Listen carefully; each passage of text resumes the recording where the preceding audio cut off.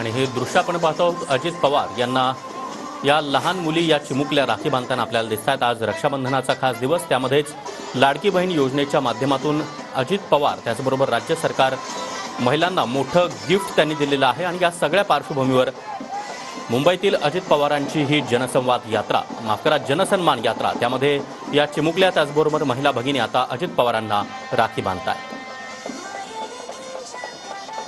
मुंबईतील वांद्रे परिसरामध्ये आता ही जनसन्मान यात्रा दाखल झालेली आहे। या यात्रेमध्ये झिशान सिद्दीकी हे देखील सहभागी झाले, त्यामुळे काँग्रेसचे आमदार झिशान सिद्दीकी हे अजित पवार गटात सहभागी होणार यावर आता जवळपास शिक्कामोर्तब म्हणावं लागेल।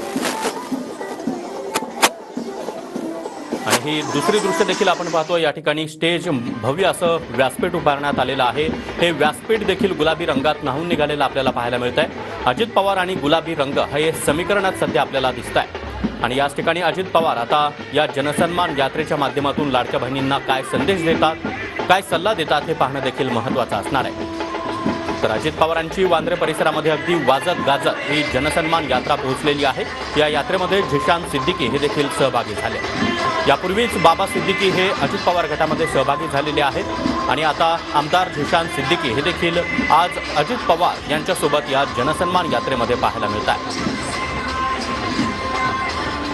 मुंबईतील वांद्रे परिसरामध्ये आता अजित पवारांची ही जनसन्मान यात्रा, या ठिकाणी अजित पवार त्याचबरोबर राष्ट्रवादी काँग्रेसचे इतरही बडे नेते, त्यामध्ये प्रफुल्ल पटेल, बाबा सिद्दीकी हे देखील आपल्याला व्यासपीठावर आता दिसत आहेत।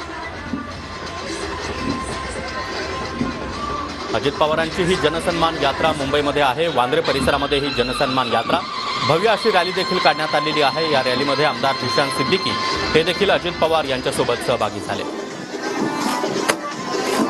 तर काही वेळापूर्वी महिला भगिनी त्याचबरोबर चिमुकली या देखील आता अजित पवारांना त्यांनी राखी बांधलेली आहे। आज रक्षाबंधनाचा खास असा दिवस आणि या दिवसाचं औचित्य साधत या लहानग्या मुली आणि चिमुकल्या अजित पवारांना, प्रफुल्ल पटेल यांना राखी बांधतात।